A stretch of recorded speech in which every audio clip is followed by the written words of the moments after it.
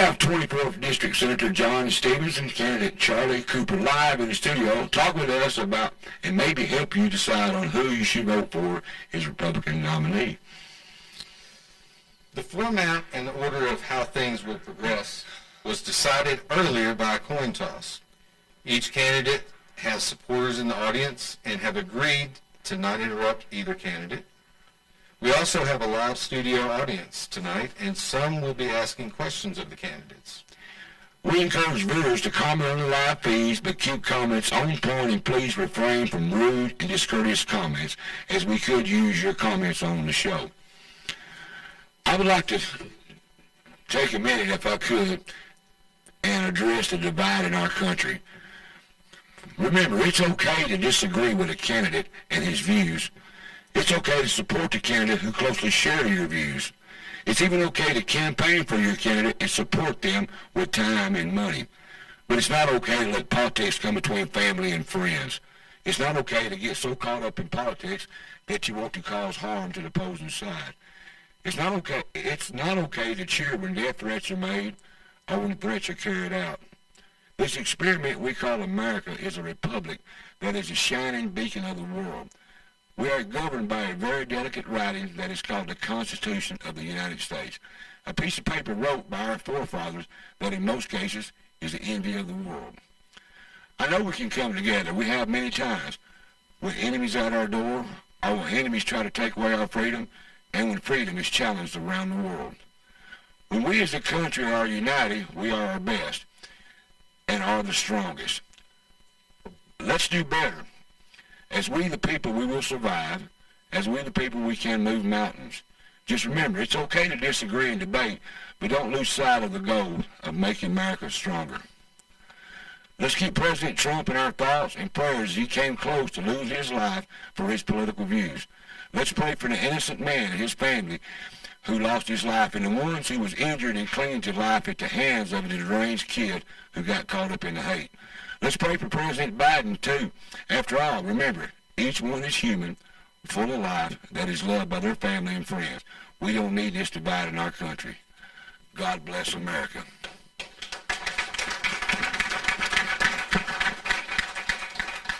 All right, I'd like to take this time to welcome and introduce our candidates for tonight. We have with us tonight. Tell them we have no sound in our headphones. I pointed and done everything but said it. We have no sound in our headphones. Nothing. How can it go from one to the next?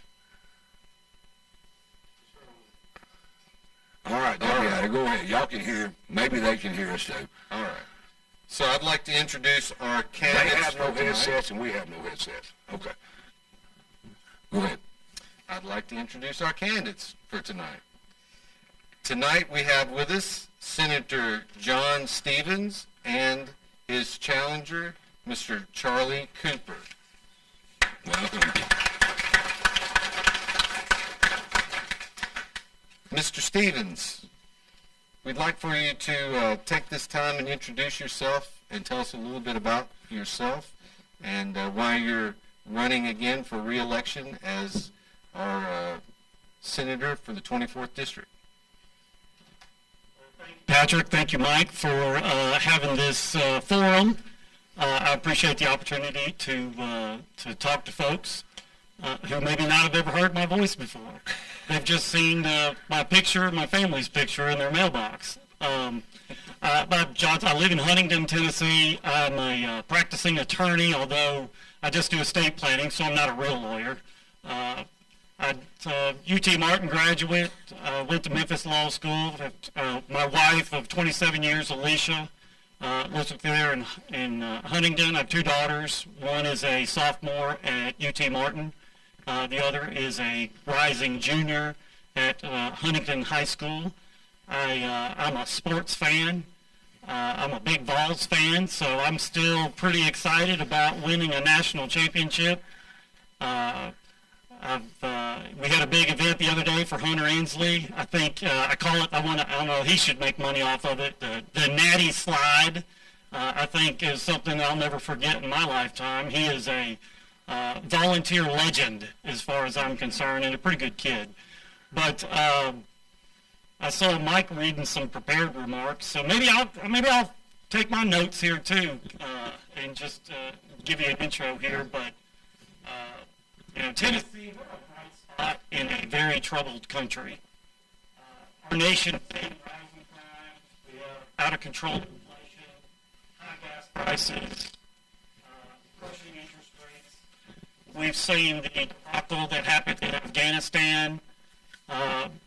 We have culture in serious decline. We've got young people being indoctrinated in leftist ideas, widespread anti-Semitism, and a president and a party who've sold out working Americans. Tennessee's in good shape, though. We have, and he's giving me the thing, so I don't know how long I have. Like just a minute, 2 minutes? Okay, am I done, or do I need to? I'll wrap it up quick. But Tennessee's a bright spot. We're recognized as #1 in the country for fiscal stability. We're the most veteran-friendly state in the nation. We are #1 for election integrity. So we want to make sure that if you go out and vote, that your vote counts. We have the highest bond rating possible. That helps local governments. If they need to bond out and raise money, they can do it at the cheapest rate possible. We have increased spending on education by $3.5 billion on the state level. And we have the lowest tax burden per capita of any state in the union. We're third lowest even if you throw in state and local, if you throw in local taxes on that. And so we believe in limited government, low taxes, strong business, and my record shows that I've supported all of those things throughout my time. I'm adamant. I don't believe that our rights come from government. I believe we're born with our rights, and the government's job is to protect them.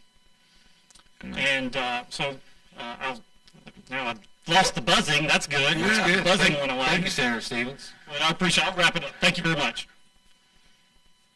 Mr. Cooper? I'm Charlie Cooper, as was already announced. Thank you, as Senator Stevens did, for having us here, for the opportunity to come and speak and get our message out, tell a little bit about ourselves.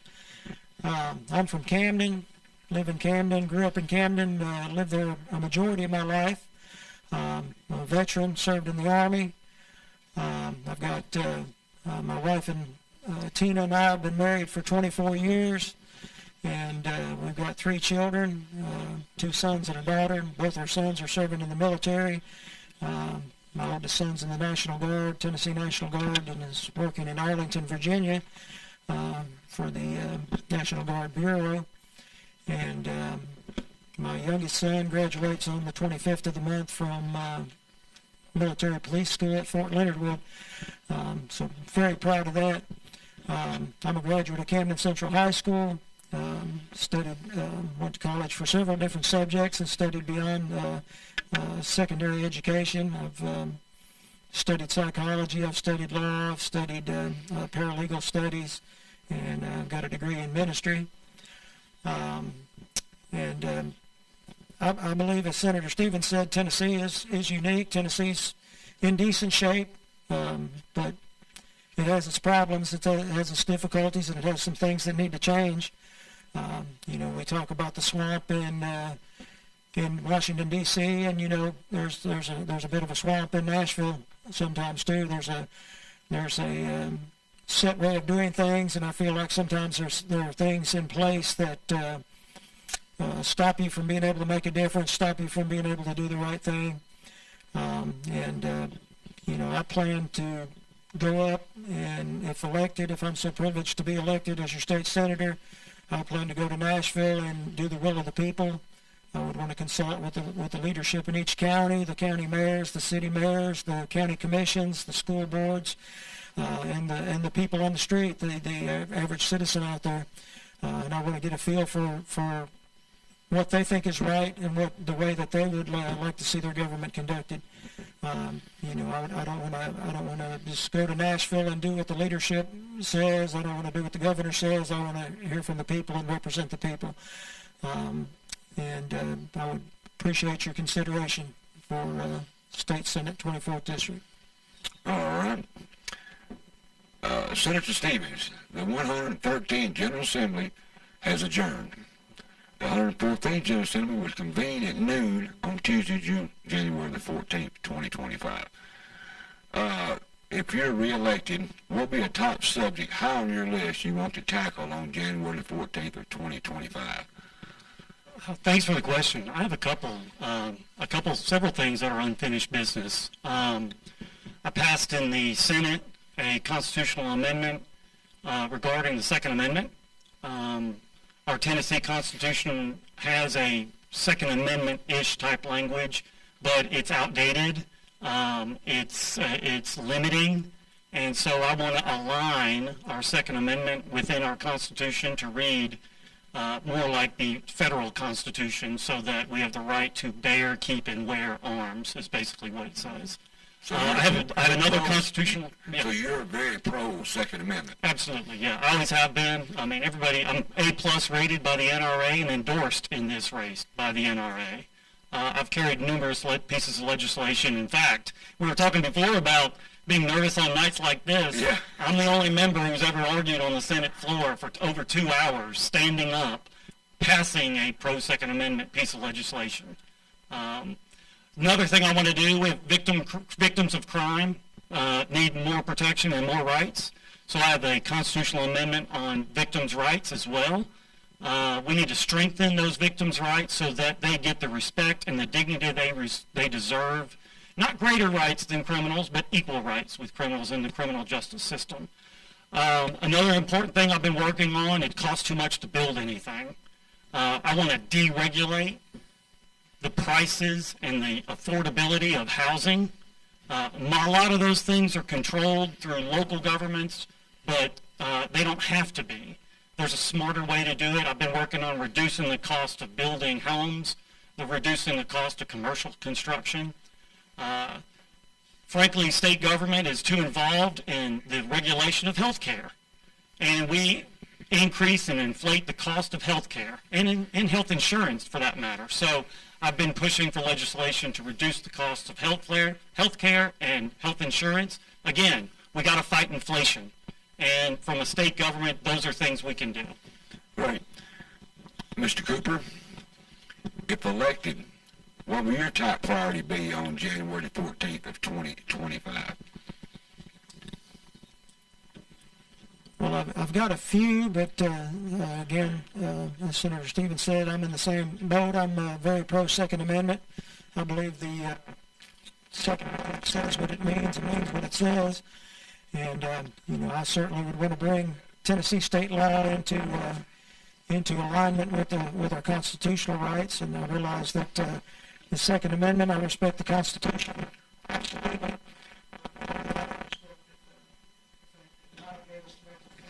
So that we have those God-given rights that no lesser being can take away. So the Second Amendment, strengthening the Second Amendment in Tennessee, bringing it into line with our constitutional rights is very important to me. Also, the fact that we, it's been said that we have constitutional carry in Tennessee, which I think has been repeated, and I don't know Senator Stevens' feelings on that, but this has been pushed as constitutional carry, what we have now, by the governor, and a lot of people who are proponents of that say that it's constitutional carry, but it's not true constitutional carry, and that would be a big priority, is to see and propose and pursue having true constitutional carry in Tennessee that allows the Second Amendment to be your carry permit, and your right to defend yourself be your carry permit, rather than having to purchase one or meet certain criteria, or in the case of this so-called constitutional carry that we have now, just having a defense. If you're charged, you can be charged and arrested for carrying a firearm, but you have defenses to it. That's all the law does, in my understanding. So that's not true constitutional carry at all. I think we got our headsets back, and both of y'all can hear. One of y'all brung the gremlin with you. I don't know who it was, but when you do any kind of TV or radio, you know there's a gremlin, right? Y'all supposed to left him out. But anyway, we got everything good now. All right. Senator Stevens, illegal immigrants are a hot topic. Some have said that Tennessee has become a border state. What is the Senate doing to combat this problem, and do you support sending a guard to the southern border from Tennessee? Yeah, thanks for the question. It's the immigration's the number one issue amongst people I talk to, and what we've done as a state is the governor we currently have, frankly, we have individuals deployed from Senate District 24 on the border right now, and I've talked to some of them. They need your thoughts, their prayers. Reach out to your local armory because they could also use some care packages. But they're down there defending our border. We have, as a state, this year alone, we passed a law that mandates that local law enforcement comes across an illegal immigrant, they have to report them. It's mandatory reporting to ICE.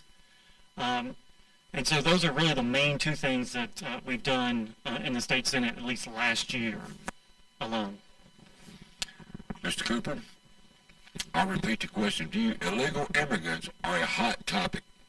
Some have said that Tennessee has become a border state.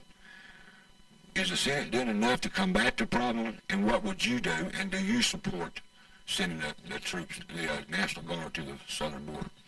Thank you for that question. Absolutely support sending our National Guard troops to the southern border. And, I believe in today's day and time, every state is a border state. It's just become that way. Tennessee is a hotspot destination for illegal immigration and all the ills that come with it. I realize that there are people that, are coming across the border legally or illegally looking for a way to support their family and everything else.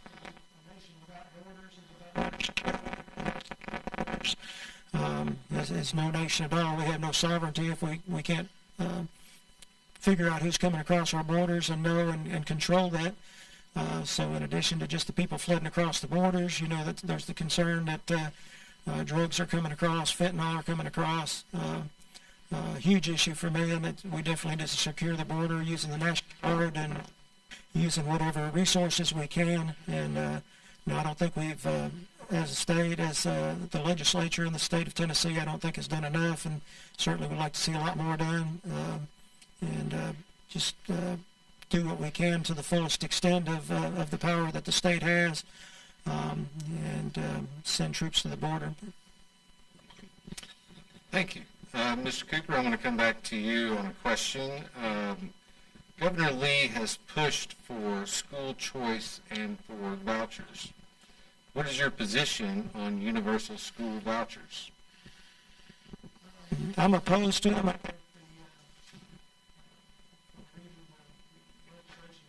It's proposed.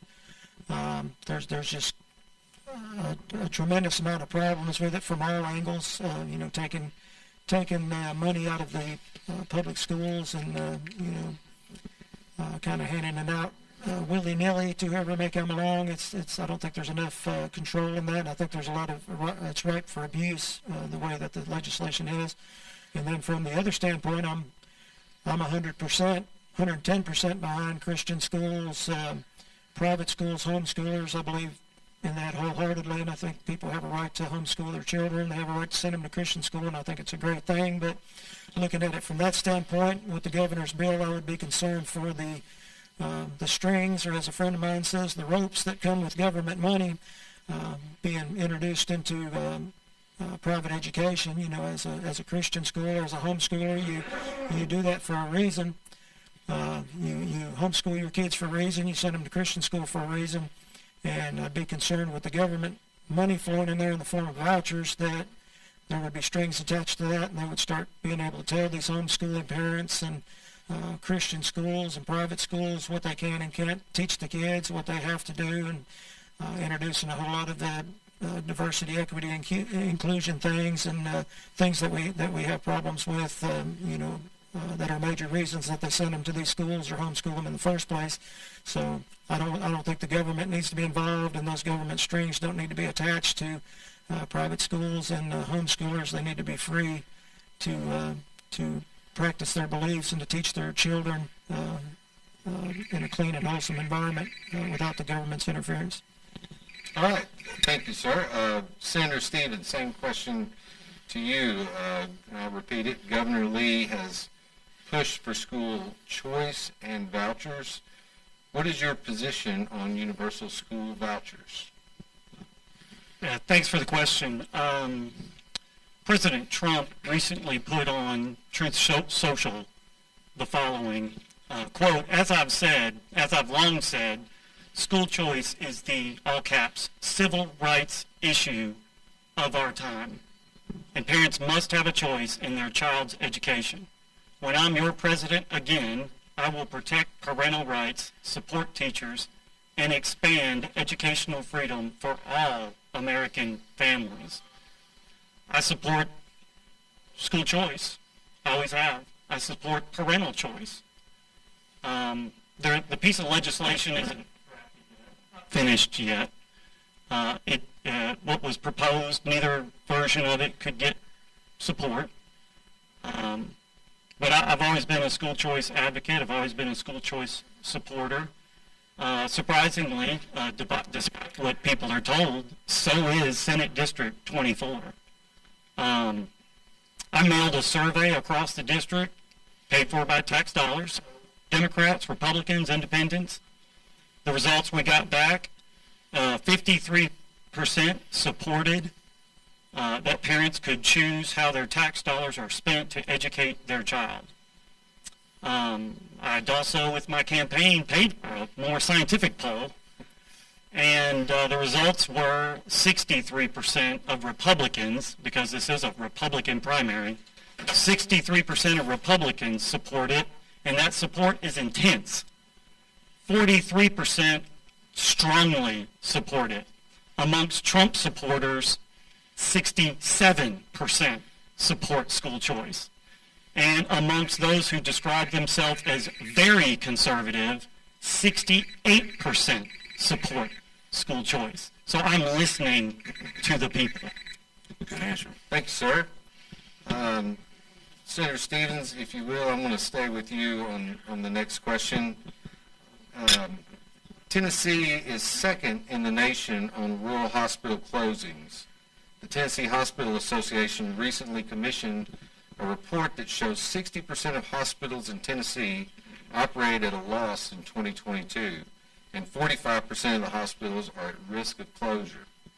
With the closure of McKenzie Hospital, the consolidation of emergency services in Gibson County, and with Henry County Medical Center's partial sale of assets, what can the state of Tennessee do to support rural hospitals? Yeah, great. It's a great question, and it also, your data kind of supports some of the fallacy in it also. So they always trot out groups that are wanting to expand Medicaid and go for Obamacare.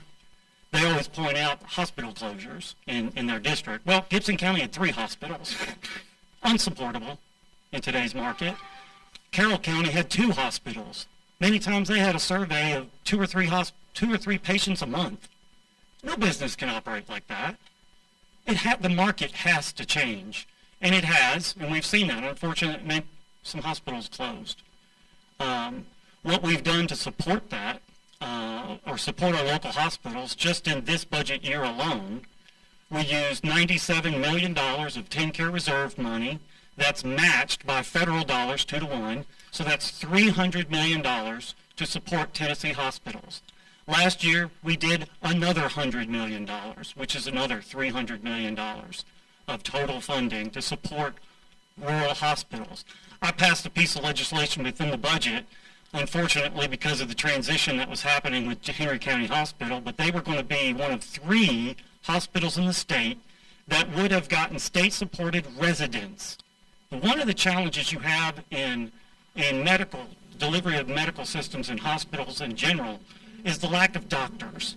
So a resident is a doctor. They're just not licensed.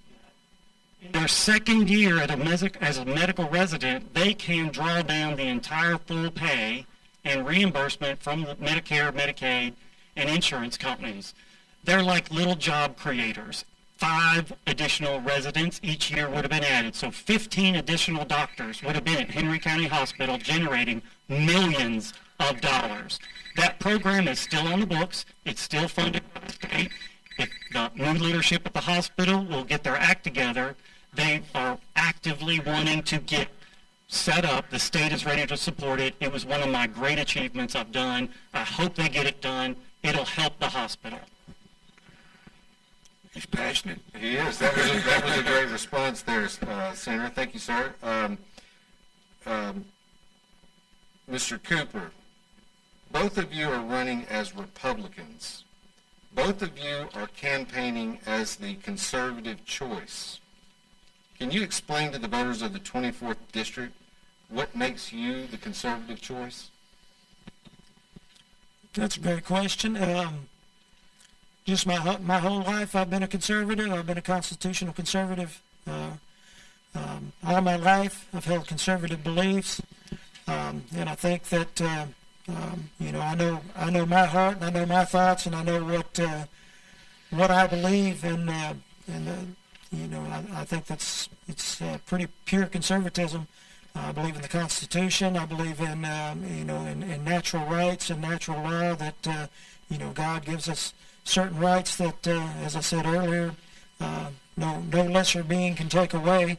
And I hold traditional values, traditional opinions on issues. And as far as physical conservatism, I feel like I'm very physically conservative. I feel like the government is spending too much money. There's too much spending going on. The government is inefficient in many ways, and I'd like to see the government reined in a lot of ways, especially the federal government, but government at many levels reined in and kept lean and efficient. And to me, that's conservatism. And like I said, I know I can speak for myself. I can speak for my own thoughts and my own brain and my own heart as to what I know my feelings are on those subjects. And I feel like I'm the true conservative choice, true constitutional conservative. Senator Stevens, I'll repeat that question to you and give you an opportunity to speak on that. Both of you Republicans, both of you run as conservative choice. Can you explain to the voters of the 24th District what makes you the conservative choice? Yeah, my first election to be able to vote in was 1992, and I pulled the lever for George H.W. Bush. I've never voted any other way. I've always been a Republican. I've never voted Democrat, even on a local level, not one time. I've never run for office as anything but a Republican. Not everybody can say that. But don't listen to my words for it. The American Conservative Union, look it up, ACU. What they do is they rank, this is CPAC, the group that puts on CPAC every year. They rank us. They don't tell us they're going to rank us before they vote on a bill. So after the fact, you find out how conservative you are. I'm number one, sitting senator in the state of Tennessee. There's two people above me, they're not in office anymore, and Dawn White, a current senator, is tied. I have an overall lifetime rating of 87, that's not on here, but it's 89%, 89.3%. It's the highest in the state of Tennessee. I'm the most conservative senator, according to the American Conservative Union. The data shows itself. I never back down. I stand up for what is right. I stand up for the Constitution. I take my oath of office extremely seriously. So when I see pieces of legislation that the Attorney General has opined are constitutionally infirm, I don't support it. I take my oath seriously. And so when that's conservative, that's constitutionalism. Make some tough choices. It's easy to pander. Anybody can pander, promise people to give them things that some people want. It's harder to oppose them and argue and make a point, a thoughtful disagreement with someone. And that's what I've done throughout my time in the Senate. Mr. Cooper, Patrick asked him about the hospital. Do you want to tell us your side about the rural hospitals? What sure. Patrick asked Stevens before sure. I go with my questions. Yeah, sure. Just briefly, it's something that I'm starting to research and trying to understand. And, I know I don't have all the answers, but, I certainly see the value and the need to have local rural hospitals and to preserve them as much as possible, but I also look at it as keeping the government intimately involved in things like hospitals or anything else for that matter. Federal government, state government, you get them overly involved, and that's part of the problem. So I'd like to see, I like to solve problems or look at solutions to problems that involve less government if possible. Can we solve the problem with less government rather than more government? But being in a rural town, being from Camden, we have a small hospital there. I know several rural hospitals have closed, and I see the need that people may not make it to a bigger hospital if they have a medical emergency in town. So I'm glad to have a community hospital in our town, and I think that towns need those to save lives. So what solutions may be there, but it's something that I'm studying up on. Okay. Thank you. Senator Stevens, inflation's been running amok. Families are having a hard time making ends meet. Is there anything the state can do without a lot of government overreach and interfering with business to help people with the cost of living? Rent, utilities is costing more and more and more, but wages are struggling to keep up. What can the state of Tennessee do to help these struggling families? Yeah, that's a great question. It's a big challenge. I mean, inflation definitionally is just too much money chasing too few goods. It's hard for the state of Tennessee to take money out of the economy. That's a federal issue in some ways. But I already mentioned a few things which I've been working on. We got to reduce the cost of health care. It costs too much to go to the doctor. It costs too much for your health insurance premiums. Those are things the state can do. I already mentioned before, it costs too much to build a house. It costs too much to start a business. There are a lot of employment costs that, because of regulation within the state, that increase the cost on employers to hire and maintain employees. A lot of government programs we have in the state are federal programs. They're pass-through dollars, and we use those dollars to grant back to local communities. So, for example, through the state of Tennessee, through the federal government, water systems, just basic infrastructure. We have an aging infrastructure system around here. Most of our towns, waters were built in the 40 and 60 years ago. It costs a lot of money that towns don't have to keep those in good repair. So we're utilizing our great economy and federal dollars, pass them down to the local level, help keep those water systems in good repair, help reduce the cost or at least keep the inflation away to get good clean water, reliable sewer, to have roads and infrastructure. I mean, we have a lot of roads we have a lot of roads, and that costs a lot of money to keep them up. And so we have to we're utilizing those tax dollars that we have as best we can, stretching them as long as we can to keep our roads in superior shape as they are. But, there's the bell, so I'll cut it off. You got 10 seconds when the bell goes off. Mr. Cooper, your thoughts on solutions to help the economy, help these struggling families, because people are struggling out there, with rent and the cost of goods. What do you think the state can do to give them some relief? Again, I try to look at solutions that involve less government if possible. And I think a lot of the reason, Senator Stevens touched on some of it too, I think that, there's so many regulations to businesses, there's so many burdens placed by the government, state, federal, sometimes local too, on people that causes a lot of the problem. Inflation comes, you're losing a lot of money out of your paycheck. The employers are paying more for other things that they could devote to salaries. So that would be my first thought, is to clean it up a little bit, to get the government out of your business as much as possible, and just support in any way we can, support the people and realize that they are suffering, that they are going through tough times, and look at solutions that don't necessarily involve increasing government by any means.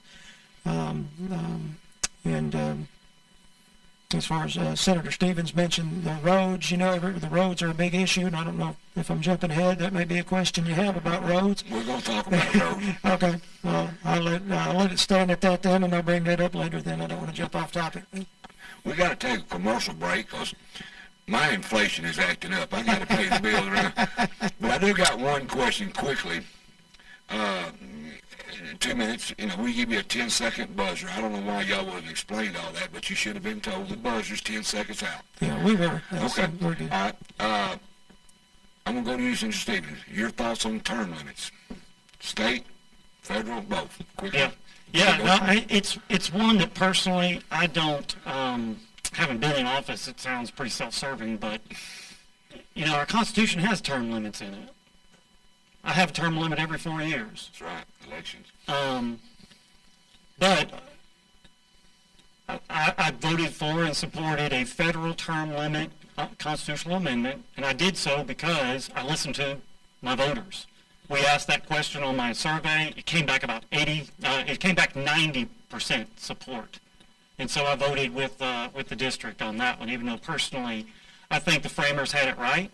They put a term in office, and who am I to question the brilliance of the framers? Mr. Cooper, same question before we go to commercial break. Term limits, do you support or what do you feel like? Yeah, I'm for term limits in general. I think, I've signed the term limit pledge, as I know Senator Stevens has also. But that was a federal pledge. But I would go on record that I support state term limits also. I have concerns that I understand what he's saying and see the point of it, but at the same time I've seen the way that the political system works and the way that the government works, and you have people that get entrenched in office over the course of years that there needs to be something else, I think, in there to keep fresh people in there, keep people in there that remember who voted for them and who put them in that office, rather than getting entrenched in the swamp and go the way with their votes and with their support. Okay, folks, we're going to take a commercial break. Like I said, Mike's got inflation he's got to pay. We'll be back. We probably got a few audience members want to ask some questions, and we're going to continue talking with Senator John Stevens and candidate Charlie Cooper. Give us about 6 minutes. We'll be right back. Having trouble locating those hard-to-find spices? How about meats cut to order? Or are you craving specialty cheeses? If the answer is yes, then head on out to Yoder's Country Store. At Yoder's, you can have lunch prepared for you while you wait. With over 27 specialty cheeses and various meats, you're sure to find something to satisfy your hunger.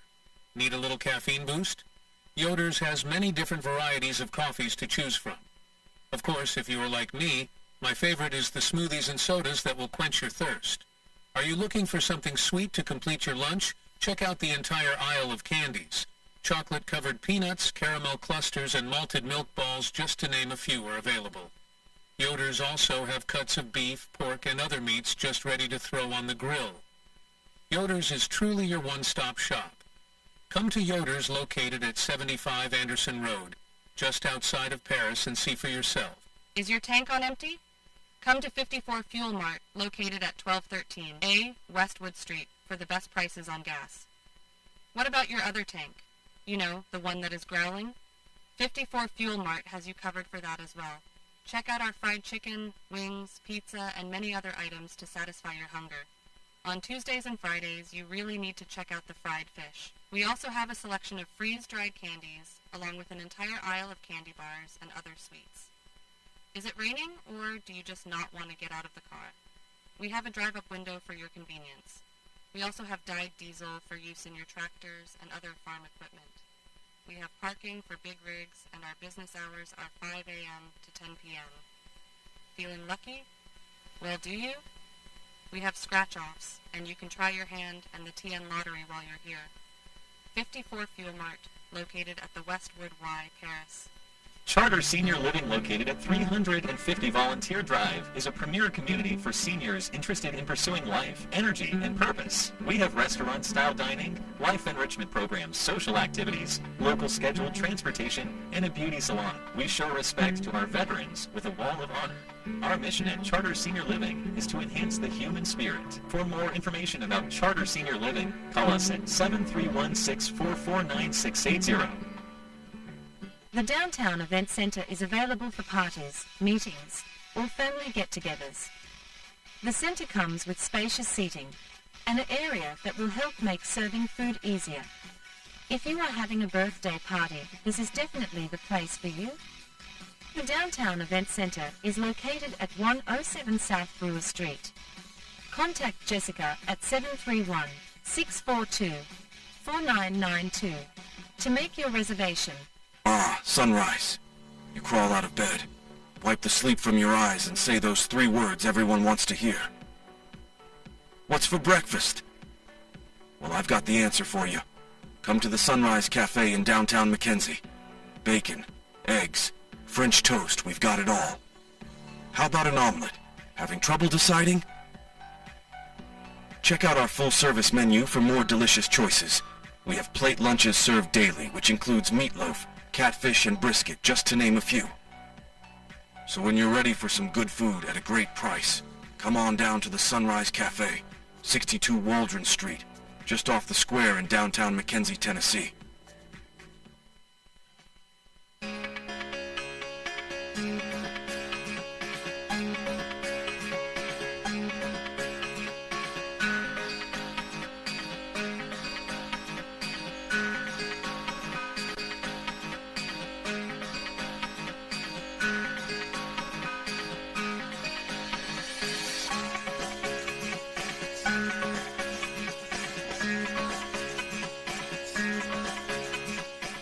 Chadcox, PLLC, provides representation in the areas of criminal law, family law, personal injury, wills and probate law. Chadcox serves Paris and the surrounding area. He does not believe in a one-size-fits-all approach to representing his clients. He reviews every detail of your case to ensure that you receive an assessment that is specific to the unique circumstances in your case. Chadcox is located at 104 North Brewer Street, Paris, Tennessee. Contact us at 731-642-4446.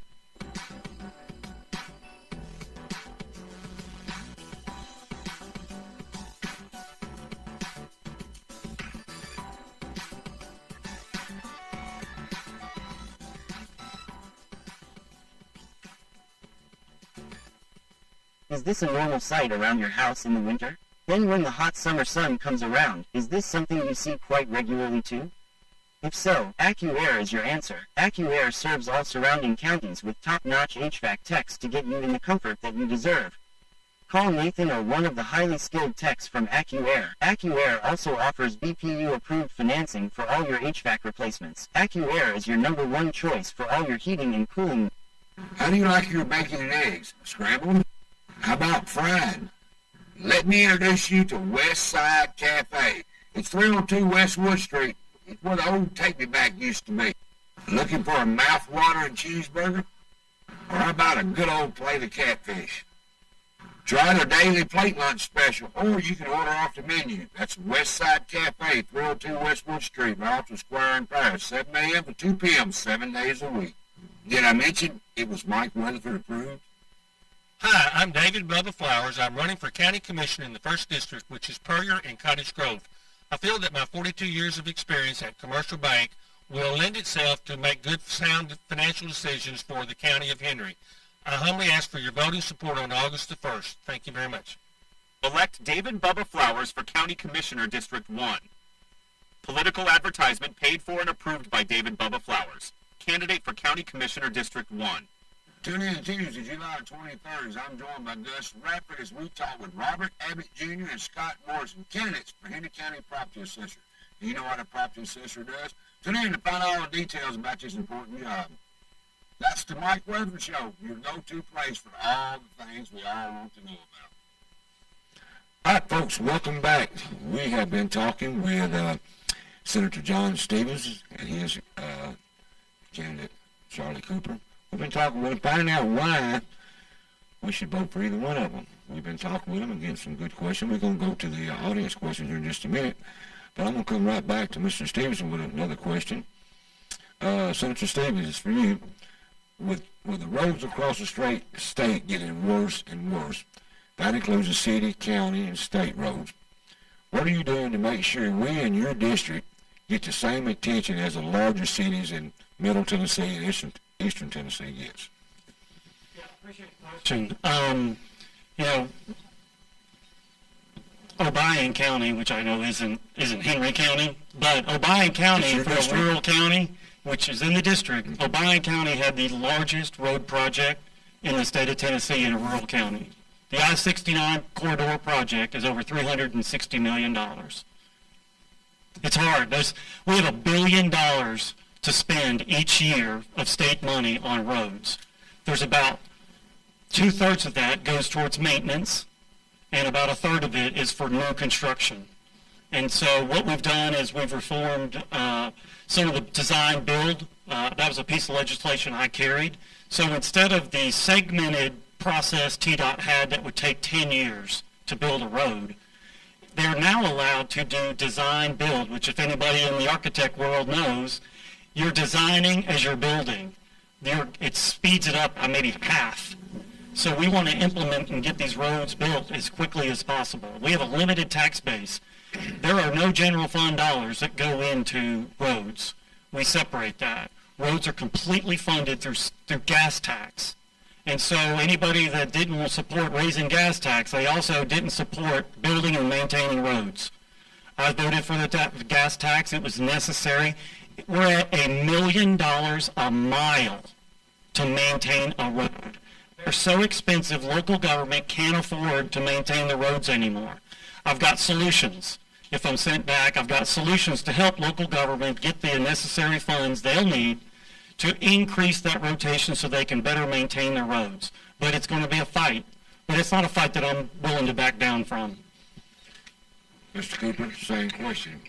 What will you do if elected to reassure us that we get, in your district, gets the same, fare that the largest cities in Middle and Eastern Tennessee get? Yeah, it's a good question. I have concerns about a lot of funding that the bigger cities and the larger areas get that we're shorted on, and I'd certainly fight for our district and fight for our rural areas to make sure that we get our share of the funding. As Senator Stevens mentioned, voting for the gas tax, I have concerns about that. Of course, I grew up in this area. I grew up in rural West Tennessee. And, I can remember as a child, as a teenager, as a young adult, I was proud of the roads, the state highways, and things that we saw in Tennessee. You could easily tell, and this is just, I'm not in the Senate right now. I don't know, Senator Stevens mentioned all this legislation that they're passing, but I do know they passed the gas tax, and as I recall, when they did that, we were promised better roads. We were promised this is going to really increase, and Senator Stevens says that funding is flowing in there, but I can recognize just from first-hand experience, driving down Main Street in my town or on Highway 70 or in certain areas on the interstate, that the roads have deteriorated greatly ever since the gas tax was passed. So I don't know the intricacies of how that operated, but I can remember a time when we had what I would call probably the best roads in the nation. And from personal experience driving on those roads now, the state highways, they've deteriorated terribly, and you feel like you've been beat to death when you go down Main Street. So, that's something that I would look at as to how that gas tax has affected our roads, because it seems like they've gotten far worse rather than better, certainly. That's like I said, from my first-hand experience of driving down Main Street, driving down the state highways, I've got concerns about what I'm actually seeing compared to what we hear. So that's all I had. Gotcha. Well, Mike, I think that I know what the problem has been, is that it's been a long time since I've been in the seat beside you, and I think that I've been actually unplugging some of the sound over here. So You're forward. it's my fault. I know. I didn't know what has happened. What is Gremlin? I've been in the back No, I think it was raising me. cane. Okay, I'm sorry. It's just it's been a while. Okay. All right. All I'm right. glad it wasn't me. I thought it was John or him. I wasn't going to blame him. I thought Mr. Cooper, one of y'all brought that Gremlin in, but it's him. It was me. It's just about me all night. I mean, we done a sound check. Everything was perfect. We went to break. It was perfect. Come back, and we couldn't hear you. We're the audio novices, so I guess we get the first look. So it's you. It's me. I'm sorry. So All right. I'm going to move on though with another I'm question. not. I'm going to hound you about it. Okay. All right. Mr. Cooper, Farmland loss is one of the top issues facing Tennessee's farming families. Tennessee ranks third in the nation in farmland loss. Governor Lee proposed legislation to establish the Farmland Preservation Fund to help combat the loss of farmland. What can be done in rural West Tennessee to preserve our agricultural heritage? That's a good question. I think, I back farms. I think, we don't eat without farms, and they're very important. And as far as the state level, I'd have to look. It's not a subject that I'm overly familiar with, the governor's bill. But, I certainly know that we have some corporate farms taking up a lot of land, which is, they're producing food and everything, but I would like to see a return in some way. And of course, the government, I don't know how much the government has a foot in this or a role in this, but I'd love to see the days when you have the old family farms, again, a lot of those, and return a lot of that to the families that have farmed for generations. And again, I'm not intimately familiar with the governor's bill, so I can't really comment on that. But that would be a focus for me is trying to preserve farmland as much as possible. I think as we build up and as we get more people moving in, and we need more housing and more different things that farmland is probably being taken up for. We need to plan for that and try to make sure that we preserve it, because like I said, we rely on agriculture greatly. We rely on our farmers greatly, and certainly, we don't want to be caught in a position where we're not growing enough food, we're not harvesting enough food, and we have to rely on, imports from other countries to feed ourselves. So that would be something I'd have to look into and really explore the possibilities. Senator Stevens, same question to you. Farmland loss is one of the top issues facing Tennessee's farming families. Tennessee ranks third in the nation in farmland loss. Governor Lee proposed the legislation to establish the Farmland Preservation Fund to help combat the loss of farmland. What can be done in rural West Tennessee to preserve our agricultural heritage? Yeah, great question. Agriculture is beyond just the main economic driver in rural West Tennessee, but it really encompasses what our values are. It's a national security issue. We have to be able to feed ourselves, and other countries, our adversaries, certainly can't. They rely on us. So we have to support our agriculture community. I'm not in agriculture. I didn't grow up in it, but I know who to ask, and I asked Farm Bureau. And that piece of legislation was supported by Farm Bureau. And some people, they have this opinion of Farm Bureau, which I think is misguided, because Farm Bureau is a bottom-up organization. It's run by its members. You can go to the county Farm Bureau meeting, and they develop policy positions, and they come from the bottom up. It's not from the top down. And so when they tell me that they support that piece of legislation, I listen, because they know a lot more about it than I do. But we definitely are. It's a challenge. I mean, we see the cost of inflation. Last year's crop was the most expensive crop ever put in the ground. Returns are not, and yields aren't as strong as they used to be. Tennessee, there's a reason why agriculture is the first thing you see across the seal. It's something that I've committed throughout my time to support agriculture within the 24th District in the state of Tennessee. One of the pieces of legislation I passed was exempting all agriculture products from sales tax. Agriculture was treated differently than manufacturing. If you're going to go out and build this microphone and you bought components to build this microphone, the components you bought were sales tax free. But when a farmer went out to buy pieces and equipment and product to put into his product in his field, they were taxed on that for sales tax. That's not right. I changed that. All of that's exempt now. We got to support our agriculture. We got to support our communities. One last question before we go to the audience. Mental health is an issue across the state and the country too, as far as that goes. We've now been working on having more beds in mental institutions. Right now, most mental patients are in jail cells. Have you got thoughts, and do you support adding beds or building more mental institutions like it used to be to combat that problem? Because that's a lot of your issues are coming from mental health. Mr. Cooper.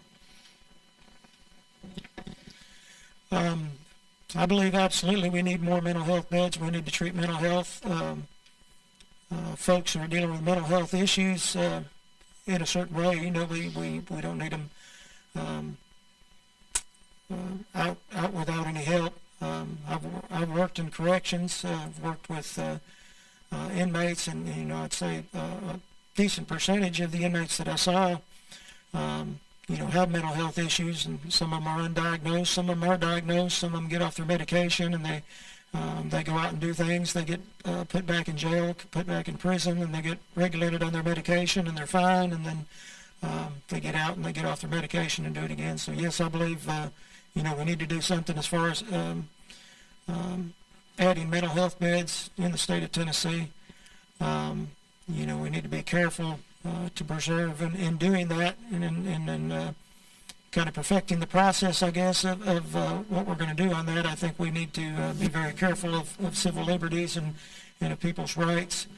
Certainly in the case of things like red flag laws that have been used in mental health, we need to be very careful of those type of situations and not overextend to people. Make sure that there are civil liberties in place. Make sure that due process is followed on things, and certainly red flag laws play into that. That's something that I would oppose. Red flag laws to where it's a very low burden of proof in trying to take away somebody's firearms due to just an accusation. So,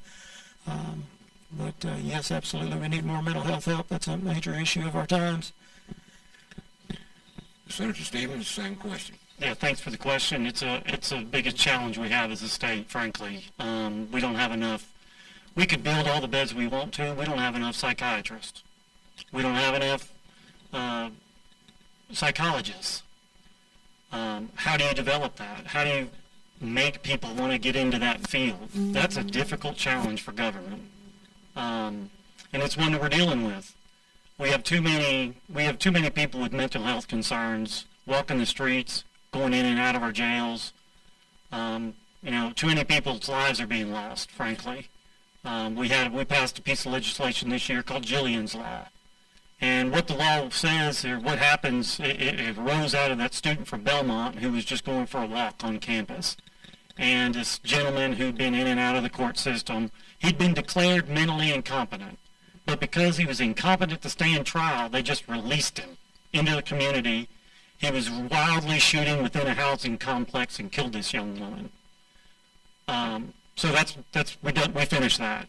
If you're declared mentally incompetent, you're going to not just be released. You're going to be declared mentally incompetent, and you're going to be held. You're going to be put in a state institution. You're going to be put in a mental health hospital until you're treatable. And once you're treatable, then you can answer for your crimes. But it's a big challenge. You ask anybody who's in the General Sessions Court, it's just a revolving door of similar people in and out, and many of them are struggling with these mental health challenges. Court is not the place for those folks. They need treatment. Yeah, they need dignity. They need to be treated like human beings. Yeah, jail cells is where they usually end up. And it's a strain, frankly, that's a strain on your county government. It is. John, have you got some guests that wants to ask some questions? All right, are we fired up for that? All right, he's going to fire it up, get it ready. Let him get the camera going over here. Hold on just a second. I don't think it's on him yet. Y'all got it in the back? There we go. We're ready now. There you are. I'm Blake Stewart. I'm from Paris, the west side of Paris, out by Cottage Grove. I have to have notes or I'll forget unless it involves farming. I live and eat and breathe farming. But last week we had a show here with our candidates for county mayors, and it was brought up. It was a question that was proposed to candidates about them being elected in a caucus in a local election. And it was brought up that the county commissioners years ago sent a resolution to the Senate about having our local elections bipartisan. And that never did get brought up at the Senate because the senator at the time, I reckon, missed the meeting or something like that, and it was put off till next year and never was brought back up. So my question is, where do y'all stand on local elections being bipartisan? Back in 21, House Bill 9072 even implemented it into local governments for school boards being partisan instead of bipartisan. So my question is, where do y'all stand on local elections? Senator Stevens, you want to Yeah, start off? sure. Yeah, thanks for the question. I think if I'm understanding your question correctly, you're asking about whether I support nonpartisan local elections or partisan local elections, which, well, either way. I've supported partisan. I've supported partisan. There are for many people, unfortunately, they don't pay attention to what's going on. And so they rely upon the party structure to give them an indication of what that person's beliefs are. And so, I'm a proud Republican. I encourage county offices, local offices to run if they can, if the law allows it. I encourage them to run as Republicans. I want people to be proud to be Republicans. I want them to go in the office and run as Republicans because I've always been a Republican. Now, I'm a conservative as well, but I'm a Republican, and I'm a partisan Republican. I'm running in the primary for a Republican primary. So as more Republicans that get elected, the better, in my opinion. Mr. Cooper? I have to kind of agree. I understand in the caucus system, a lot of people feel left out, but also I think that's a check against having crossover votes. And as far as local folks, county commissioners, school board members, and everything else, I'd be in favor of the laws that I believe are already in place that would allow people to choose a party if they wish, and run partisan if they want to, or run independent if they want to. And I think, I know the Republican state committee a few years back or several years back passed a resolution that they wanted to close the Republican primaries to keep from crossover voting or limit crossover voting from non-Republicans.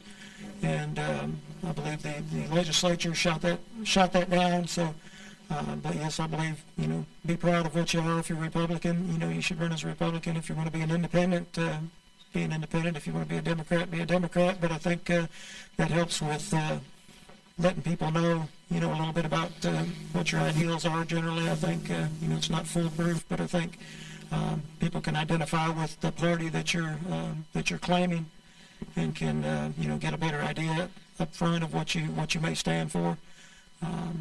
Although it's not, like I said, not foolproof. People have different views within the parties, but I'm in favor of it. I think that people should be able to run as what they choose to run as long as they qualify and meet the party's requirements.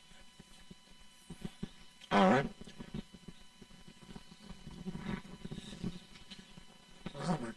Robert Keaton from over in Brewston.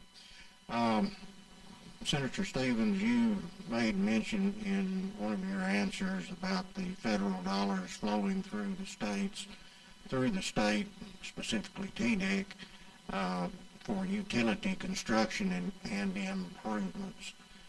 One of the things that small towns and virtually all the towns struggle with is depreciation.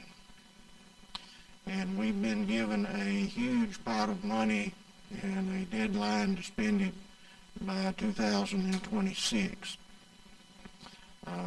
I'd like to know your thoughts whether the legislature could support a one-time passage where we don't have to depreciate the funds that are coming from the federal government, so that we can truly make improvements, because the depreciation has to be carried as an operating expense for our utility. Yeah, that's a question that, unfortunately, in the years I've been here, depreciation has been a challenge for every local government for all the years I've been here. and it is an accounting standard, to my understanding. It's not necessarily something that the legislature can just change, but the comptroller of the Treasury is much better at understanding that than me. But we did pass a bill this year to at least give local governments 1 year reprieve before the depreciation kicks in. Now that doesn't solve your problem, because it's still going to kick in. It's kind of, in my mind, in my simple mind, that sounds a lot like interest-free payments. Well, there's just going to be more interest later on the back end, so that may be a pig in a poke. But it's not. It's my understanding it's not something we necessarily can just pass a law and change, because it's an accounting standard. It's not just a law we had anything to do with.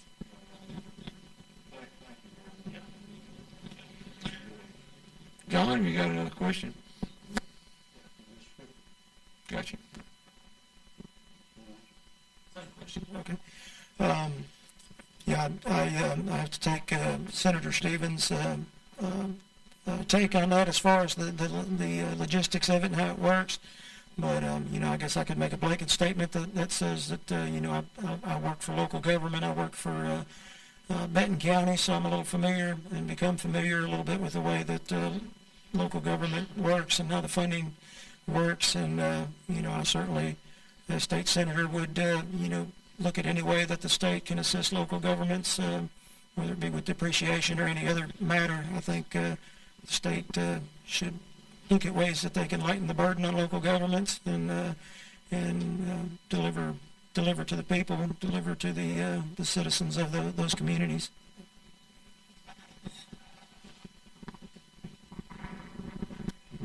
I'm David Hawks. I'm from Martin, Tennessee, over in Weakley County, and I'm a county commissioner. My question is got two phases to it. You talked about growth. Rural counties, which most of what you have, Weakley County in 1972 had about 32,000 people. We got about 33,000 now. We got an $88 million budget we just approved. My concern is dealing with schools and maintenance of effort. Legislatures come back and says by 2026 the minimum salary for a teacher is going to be $50,000. We got about 114 teachers in our county right now. Been teaching 12, 13, 14 years, making 47. It ain't right to bump them to 50 and bring a new hire in at 50. So we're having to look at a step. It's going to cost the taxpayers of Weakley County between $1.5 and $1.8 million. And then when you got your maintenance of effort, there's not so many places you can cut to help free that up on. So I'm asking, what can y'all do if you're a United States or state senator to help rural counties, particularly Williamson County, Knox County? They don't have to. Those teachers are making more than 50 already. But the rural counties, it really impacts us, and we're living on how we can raise revenues other than increase taxes. Mr. Cooper, you want to start off with this one this time? Sure. Yeah, I'm a little bit familiar with this issue. I'm budget administrator for Benton County, so I work with the county commission quite a bit. That is a problem looming on the horizon, and it's a problem that the state has. It's a problem that the federal government has of just sending out unfunded mandates and telling you got to do this, and then expecting you to come up with the money. So, in any way that the state can support local governments in that, certainly teachers should make money, and you should be paid, just like in any other job. I believe if you've done a good job and you've been at your job for a while, you should not have people hiring and making the same as you. You should get a step. But certainly I would want to look at ways that the state government can help those counties out and not leave the burden just on the county and tell them, you have to do this and you have to pay these people $50,000 and leave you with, holding the bag and say, figure out where you get the funds. So any way that the state government can help fund that on an ongoing basis, since they made the mandate, I would be interested in looking at. That would be my first thought is state government, since they mandate that, they should help deal with the financial consequences and not stick the local taxpayers with that bill. Senator Stevens. Yeah, thanks. It's a tough question because as a state we have had tremendous growth, and as the growth has come in and revenues come in, it's got to go somewhere.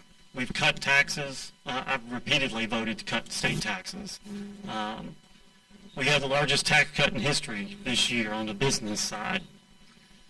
We're going to see, unfortunately, if you look at it that way, we're going to have continued growth because of it. I mean, as you cut taxes, you're going to grow dynamic economies, which is a good thing for people. That puts money in their pocket.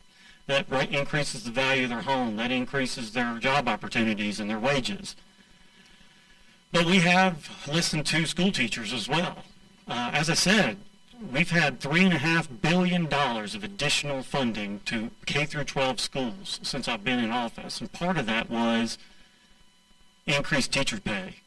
For many years, the state, and this is still true, the state doesn't spend money that flows through to the LEAs, local education authorities. We just fund it. That's a local decision on how to spend it. But we have put you in a box because we have mandated that increase of teacher pay.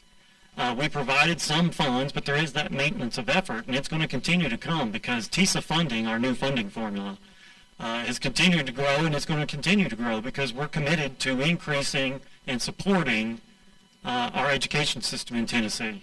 And so what we can do to help county government as a state, as the big cities and more revenue comes into the state, what I've been trying to do is push more money, state money, down into local government by paying for things that local government usually pays for.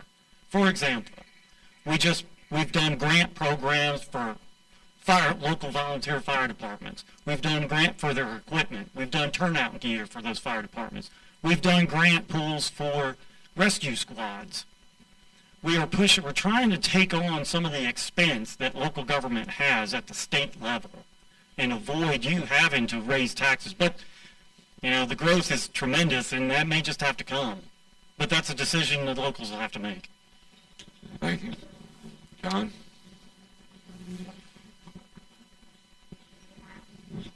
I'm Missy Hamilton from Paris, at the lake area. I'm a county commissioner.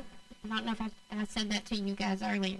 You just said to this man's question about education and all the money you've poured into education, and I just showed you 3rd through 8th grade reading proficiency is only at 38%. With all of that money you've just talked about, what's wrong?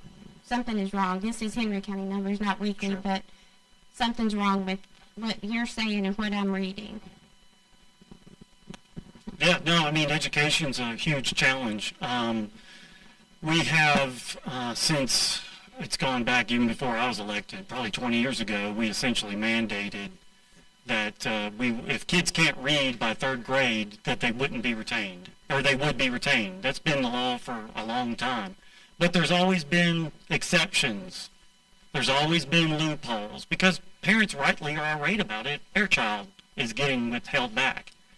So we passed the 3rd grade retention law last year, and you'd have thought we'd had shot up the high school because we were saying we're going to pay for additional teacher training. We're going to pay for additional teaching high-quality materials. We're going to pay state. We're going to pay for summer school. We're going to pay for tutoring. We are so committed to literacy education in Tennessee that we're going to give all these tools to local school boards, and we're going to pay for them. But if little Johnny can't read at grade level, we're going to now support them. We're going to give them summer school. We're going to give them tutoring. We really want literacy by 3rd grade. And again, we had to water it down. We had to give exceptions. So now it rolled into 4th grade. And now it's blew up again in the 4th grade. We have a problem in education in Tennessee, and you see those numbers.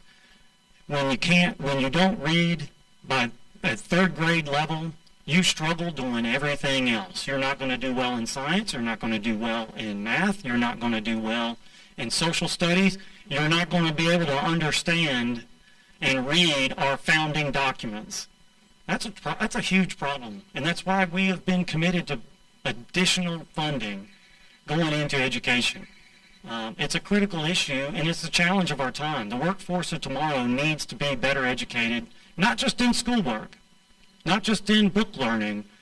I've been a big supporter also. We have a TCAT now, and a brand new TCAT, $1 billion worth of TCATs that are coming in but also in the middle schools. We need career and technical education. So for students that don't want to go that college route, they need options to get this technical training they need and the opportunities to weld, plumb. We need construction. We need carpenters. I know I'm getting tired. But that, again, something else I'm very passionate about. Hey, you put up with the gremlins, I'll give you a few seconds. And my gremlin's sitting beside him. He knocked us loose a while ago. I mean, we lost everything again. I don't know what I'm going to do with no gremlin. That's all we can do. Did you want Mr. Cooper to... Yeah. Yeah, I would say, I guess it's a complex issue that there's a lot of underlying factors that go into that. And certainly, like I said earlier, I'm all for, teachers making their money. They certainly deserve it. It's not a job I would want. They earn it and being paid fairly. But throwing money at the issue doesn't always bring up test scores. There's a lot of social factors involved that we need to see what we can what we can do as a government. Like I said, as a state agencies and things like that, because there's a whole lot of things that go into those low scores and the difficulty that children have. And I really think a lot of them are cultural and their economic and their social factors that go into that cause that's disconnected from the money. We can throw money at it all day. That's not necessarily going to help things, because there's so much else to it that we need to look at. But that's what I'd say. We need to look at the underlying factors in addition to just putting money out there. Okay, John, is that all of your questions? You got some questions? Okay, he's got one right here. Dave Vance, Stewart County. This year, I think it was the Sycamore Institute, but I also saw it on the state website. We get about 38% of our state budget comes from the federal government. Now, in the past, because I've been following state politics for a while, I've heard the figure 40% for years. Several years ago, there was a legislator who did have an idea about, hey, this bill's going to come due someday. I mean, we know how responsible the federal government is. It's going to crash eventually. So, is there a plan, and this is for both of you, what can we do to reduce our dependency on the federal government? Because that's one of the big problems. It's not strings, it's ropes. And so I'd like to hear both of you, something we could do about that. I guess I'll go first. That's something that is a big concern for me. Like I said, I'm a small lean government person, and having the federal government involved in much of anything is not a good policy in my opinion. So yeah, I would like to see those ropes lessened or eliminated if possible. I know financially the state would have to bear the burden, but at the same time, I think being beholden to the federal government to the level that we are is not a good look, not a good thing for us to do, especially if we value our rights and value our sovereignty. Like I said, I'm a limited government person. I believe that a government that's big enough to do everything for you can do anything to you. So that's kind of a motto I live by, that we need to lessen government, especially the federal government, because we know how horribly inefficient it is. By my thing, I would look at doing what we can to lessen those and hopefully eliminate the strings and the programs that we rely on the federal government for, and learn to rely on ourselves and our state and the people of Tennessee. It starts at the federal government. We need to elect members to Congress and the Senate who have a backbone and be honest with the citizens of America. The entitlement spending is going to kill this nation. We spend, it's my understanding, if we don't act quickly, it's over, because the debt service on our debt is $1 trillion a year. Now, a lot of people don't realize what $1 trillion is. I do this for kids when they come visit me. But $100 a second is 52,000 years to get a trillion. It's $1 a second. $1 a second is 52,000 years. You can't pay off $1 trillion. You can't pay off $1 trillion, much as 34 trillion. But you're going to have to get it through growth. You're going to have to go back to President Trump's pro-growth policies that will grow the economy, get inflation out of the way, and unleash the American worker. We can beat our adversaries. We just need the shackles taken off of us to be able to do it. But we also need people to have personal responsibility as well. The government can't be there to bail you out every time you make bad decisions. We need people to take personal responsibility. They need to raise their own kids. They need to go to work. They need to serve their employer gratefully who's paying your job and your wages, and be thankful, because we have to do it, and we have to do it together. That's great. John, is that all the audience question? I believe it is. Well, guys, I've got a lot more questions, but I don't want to keep y'all too long. We have had a good very good. Thank both of y'all. Yeah, thank both of y'all. And Patrick's doing a good job of making me lose my mind trying to find out why I kept losing my headset. It didn't take much, though, did it? No, it didn't take me far to lose it, but I've been jumping up and down looking for that gremlin, and it's sitting right here beside it. I want to apologize to y'all guys. He just didn't realize he was hitting that connector and unplugging it. Yeah. But it happens. I want to thank both of y'all for coming in. Like I said, I got a lot more questions, but it's getting late, and we need to get out of here. And I want to thank you again for coming in. And it's a very important, very important job that y'all are running for. And I want to wish both of you luck. And Mr. Cooper, your closing thoughts, and I think Senator Stevens gets the last ones. Thanks again for having us tonight. I've enjoyed it. It's been a growth experience for me. Everything that I've done in this campaign, I feel like has helped me to grow and helped me to learn more. Getting out and talking with the folks in the district and hearing the concerns has given me a lot of things that I can do research on, and that I can increase my knowledge on the subject and form opinions on. So I thank you all the citizens of the district that I've talked to and the ones I haven't talked to. Thank you all for having us tonight and hosting us. It's been an enjoyable experience. Early on, I was asked to run for this office. I thought about it. I prayed about it, and I feel like it's what I'm supposed to be doing, whether I win or whether I don't win. I feel like this is what I'm supposed to be doing for whatever reason. I want to give the citizens of the 24th District, Northwest Tennessee, a choice. Give them an option so that they can have a choice, and they need a choice, and they deserve a choice. And I think that I could represent the citizens of the district well, represent the 24th District well. I plan to go to Nashville if I'm fortunate enough to be elected state senator. I plan to go to Nashville and, like I said, bring the will of the people with me, bring the desire to do what's right. I look at it this way: as an elected official, you should be able to look yourself in the mirror every morning and look yourself in the face and feel good about what you've done and feel right about it. And one day, you'll be judged by it. So that's something that I keep in the forefront of my mind. That one day I'll face judgment beyond this world, and I feel like I have to try to do the right thing and try to keep myself on the straight and narrow as much as I can. So, but I ask everyone for their vote, for their support. Early voting, of course, is already underway, the 12th through the 27th, and actual election day is August 1st. So I would appreciate everybody's consideration. Look into my background, look into who I am and what my positions are, and I appreciate you at least considering me, and I appreciate your vote if you find me worthy. So, thank you.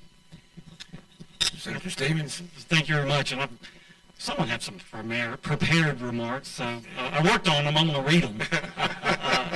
If we don't unplug you over here. Yeah, right. I know we face massive challenges. Our work here in Tennessee is not done.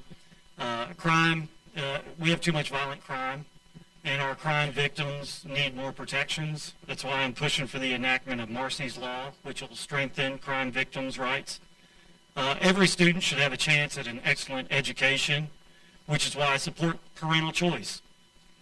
I also want to eliminate the discrimination we see in education, especially higher education. Passed a piece of legislation this most recent year to transfer the Human Rights Commission over to the State Attorney General's office. They failed at protecting people's rights. They failed at enforcing the law equally, and I think the Attorney General would be the proper place to defend the rights of Americans to be free from discrimination of all forms. It costs too much to build or renovate a house, and that's why I've worked on passing legislation to reduce the cost to and the red tape, by reducing red tape to reduce the cost and bringing some common sense into government permitting. Overreaching state government regulations artificially increase the cost of delivering medical care, which is why I'm fighting to lower the cost of insurance premiums. Our infrastructure is aging. I call it the blocking and tackling of government. People expect their roads, their water systems to be operational at a reasonable price. We have to defend those. We have to continue to spend money to upgrade and maintain our water and infrastructure needs. Our Second Amendment rights are under attack. I proposed an amendment to the Tennessee Constitution to strengthen our rights to keep, bear, and wear arms. I'm a constitutional conservative. I believe that every person is created by God with the right to life, liberty, and the pursuit of happiness. We may be unequal in skill or talent or mind or many other respects, but we're equal in our possession of those natural rights given to us by God. And I believe those rights exist prior to and exclusive of government. Government's not the source of those rights. Government's purpose is to secure those rights. I believe in the limited government because I know the sinfulness of man. Since being elected, I've worked to pass laws to place these principles into action. In recognition of my voting record, I have an A+ by the NRA and their endorsement. I have the endorsement of the NFIB, the Voice of Small Business. I'm endorsed by Tennessee Right to Life for the protection of life. I'm one of 2 members to be endorsed by Americans for Prosperity. I was named a Champion of Commerce by the Tennessee Chamber of Commerce. I'm endorsed by the Tennessee State Employees Association as well as the Tennessee Professional Firefighters Association. We must do all we can at the state level to stop illegal immigration, reduce violent crime, improve education outcomes, both for college-bound students and young people improving their skills in the trades. We will continue to cut red tape on business, stop the woke agenda in our schools, fight the crushing impact of inflation. We've made great strides in all these issues, but the left never stops. So we must be vigilant. We must push for what's right, never give up, and never stand down. Thank you. I'm Senator John Stevens, and I ask for your vote. There you go. Wow. This has been good, Mike. It's been a good one. Yeah. I got a shout out to Noni's Pizza for supplying the pizza tonight, guys. That was good. To give Noni's applaud for their pizza. Help me, guys. Come on. That's good stuff. And the flower station for the pretty arrangement. Look at that right there. Put a picture up. Bring it up. It makes them 2 hairy-legged guys look pretty good somewhere there. Does it not? Yeah, absolutely. I want to thank the flower station. They also give them a little goodie bag they can carry with them. I think it's really good of them. And don't forget, next week on the 23rd, I got the candidates for Henry County Property Assessor Robert Abbott and Scott Morrison coming in. I got my friend Gus Radford going to be my co-host on that one. So I think Gus has been here tonight, watching it and learning the ropes of how it all works, and we're going to have a good time. Gus, look out for the power cord over Watch there. his power cord. Now we're going back into my studio. Oh, that's good. Yeah, we're going right back in there to my studio on this next show. But I think my buddy right here, Dave, if you got something you was wanting to say, put the camera on him. He's got a podcast himself. Give him a microphone and let him tell a bit about what he's got going. He asked me earlier if he could pitch his podcast. Go ahead, Dave. Sure, Dave Vance with Tennessee Informer. We're every Tuesday night at 7 p.m. You can catch us on YouTube. We cover primarily state politics, but we touch on a little national as well. And so we love to have you tune in, and thanks, Mike, for putting this on and for giving me a chance to speak just a little bit.